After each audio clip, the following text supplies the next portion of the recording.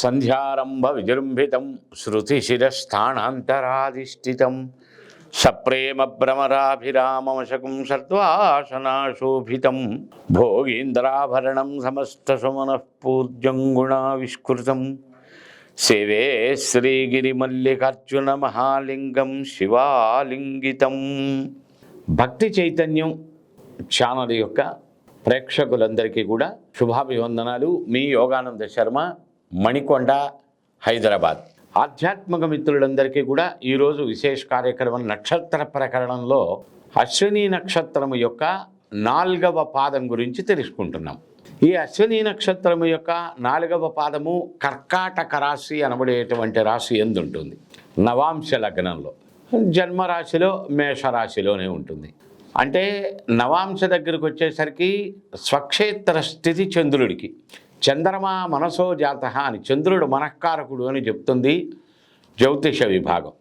So నిర్మలమైన మనస్సు, స్వచ్ఛమైన మనస్సు, హెల్పింగ్ హ్యాండ్, హెల్పింగ్ నేచర్, ఉదార స్వభావం, బ్రాడ్ అవుట్లుక్ అంటే విశాలమైనటువంటి దృక్పథం, ఒక తాను ఎంచుకున్నటువంటి రంగములో వ్యాపారం కావచ్చు, ఉద్యోగం కావచ్చు, ప్రైవేట్ సెక్టార్ కావచ్చు, గవర్నమెంట్ సెక్టార్ కావచ్చు, వంశపారంపర్య వచ్చేటువంటి జీవనోపాధి కావచ్చు, ఎందులో ఉంటారో అంటే జీవనాధారం కొరకు ఏది వెతుక్కుంటారో అందులో ఒక సముచితమైనటువంటి స్థానానికి చాలా తక్కువ స్థాయి నుంచి స్టెప్ బై స్టెప్ ఎదుగుకుంటూ ఒక సముచితమైనటువంటి స్థానాన్ని పొందగలిగేటువంటి వారు, అలుపు సొలుపు లేకుండా అవిశ్రాంతం కష్టపడగలిగినటువంటి లక్షణము కలిగిన వారు, ఉద్వేగమైన, ప్రేమైన, కోపమైన, తాపమైన ఉన్నట్టుండి ఉజ్వలంగా చాలా హై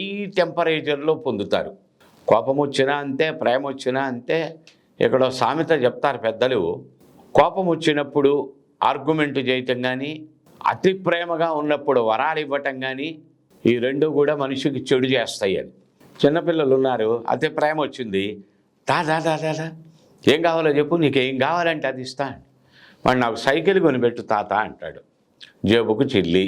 అదే పెద్దవాళ్ళతోటి ఏందన్నా ఏం కావాలో చెప్పు, నీ ఇష్టం రా, నీకు ఏది కావాలంటే అది ఇస్తా నా అనుకో, ఇల్లు కొనిపెట్టు అంటాడు, దోల తీరిపోతుంది. కనుక కోపంలో ఉన్నప్పుడు ఆర్గ్యుమెంటు పనికిరాదు, అది తగాదాలకు కారణమవుతుంది. అతి ప్రేమ ఉన్నప్పుడు వరాలు ఇవ్వటానికి ప్రయత్నం చేయకూడదు, నష్టాన్ని కలగజేస్తుంది. అదే కదా మనం రామాయణంలో దశరథుడి వృత్తాంతంలో మనం వినేది.